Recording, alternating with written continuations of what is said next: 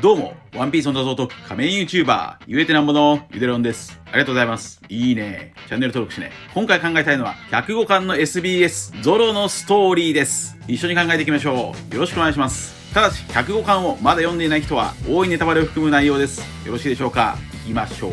最終章が始まった105巻の SBS には、多くの謎が明かされました。その中でもやはり注目したいのはゾロの血筋でしょう。ゾロの血筋については96巻 SBS の時点でほぼほぼ読み取れますが、105巻では下月龍馬の血筋だとはっきりわかるように提示されました。詳細は105巻を見ていただくとして、ゾロのおばあちゃんの名前は下月不利子、下月牛丸のお姉ちゃんであり、2人とも下月龍馬の子孫です。つまりはやはりゾロも下月龍馬の子孫でした。下月龍馬とゾロのつながりは過去にこのように考えました。こちらです。最後に考えたいのは下月の伏線です。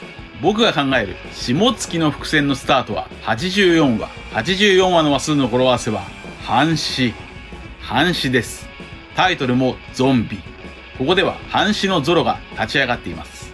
つまりゾロとゾンビのイメージがここで追加されました。次の下月の伏線は462話。話数の語呂合わせは下月です。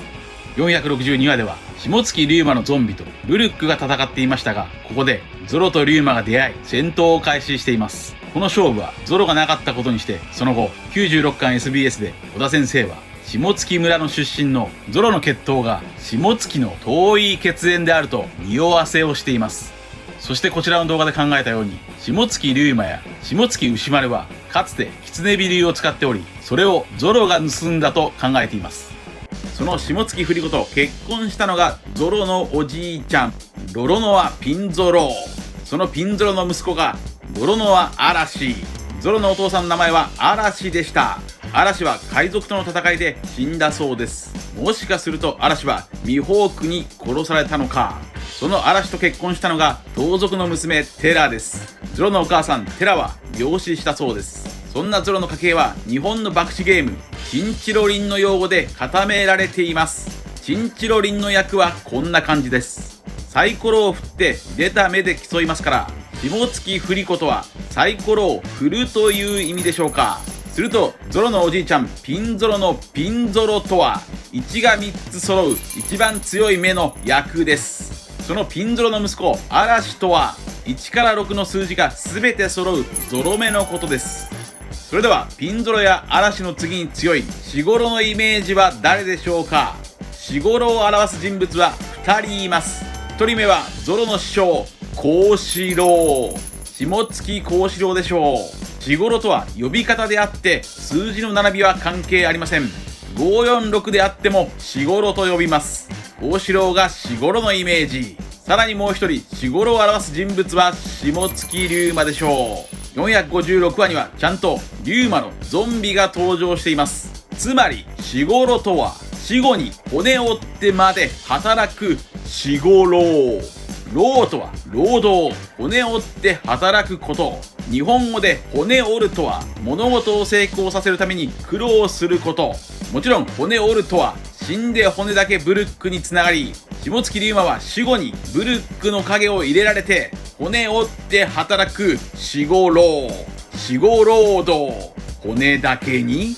ちなみにブルックのギャグ45度も語呂合わせ死後です。するとゾロ関連のチンチロリンで残されている役はひふみ。ひふみはマイナスの役ですが、123話には特に何もありません。ゾロが固まりそうになっていますが、もしかするとひふみは下月幸三郎を表している。いや、ゾロの3本の刀を表している。ひふみは呼び方であってサイコロの並びは123じゃなくてもいい。132でもいい。すると132話、いや0をつけて1032話。1032話がひふみ会なのか。1032話ではエンマが暴走を始めています。そしてその次の1033話でゾロはしょんべんをしています。しょんべんとは振ったサイコロを丼からこぼれ落としてしまうこと。1033話でゾロは3つの刀を手放してしまう。これがしょんべんです。そしてチンチロリンは丼にサイコロを入れるゲーム。丼とは天ぷらうどんを放つキングを表している。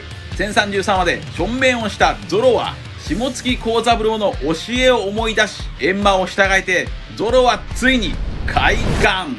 ゾロは覇王色を開眼させました。ただしそのゾロの覇王色を眠りから覚ましたのはおでんの愛刀閻魔やキングではないでしょう。おそらくはクイーナです。ゾロは1033話よりも前1010話でカイドウに覇王色を無意識に見せています。1010話のタイトルは覇王色。1010話の話数の語呂合わせは0を前につけて和道一文字。和道一文字でしょう。クイーナの愛刀和道一文字。1010話でゾロは和道一文字をガチッとクイーナの無念を噛みしめて悔いなき道を突き進む。ゾロの覇王色はここで眠りを覚ましたと考えられます。故に以前も言ったように黒刀になり得るのはおでんの愛刀閻魔ではなくクイーナの愛刀和道一文字でしょう。激アツですね。となると目なしは誰を表すのでしょうか。サイコロといえば一生もサイコロを振ります。一生は目が見えない盲目の目なしでしょう。一生は目なし、役がないから博打では勝てません。以上です。今回は105巻の SBS ゾロのストーリーを考察しました。105巻では他にも過去動画で考察したようにお玉の本名が黒住玉でした。こちらです。基本的に黒住家はもう存在していません。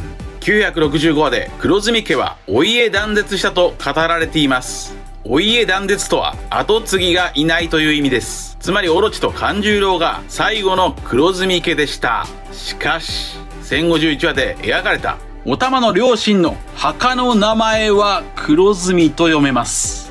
もしもお玉が黒住だったなら黒住家の血筋でもカイドウの血筋ヤマトでもワノ国の人々は全てを受け入れて許すべきでしょう。このように少し不安が残るワノ国編の終幕ですが、桃之助ならやってくれそうです。最後の集合写真では桃之助と赤座屋、そしてお玉とヤマトを入れてその絆が描かれているからです。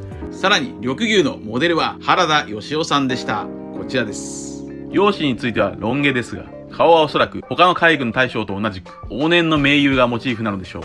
それは多くの方が考察しているように映画浪人街の原田義雄さんがモデルだろうと言われています。能力については3年間も断食していることからおそらく植物系の能力者だと言われています。さらに天性のモデルは小林明さんでした。こちらです。天性とは仁義なき戦いで小林明さん演じる武田が作った政治結社天性会からでしょう。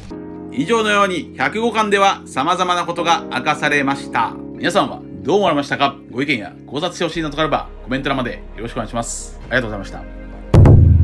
チャンネル登録やコメントよろしくお願いします。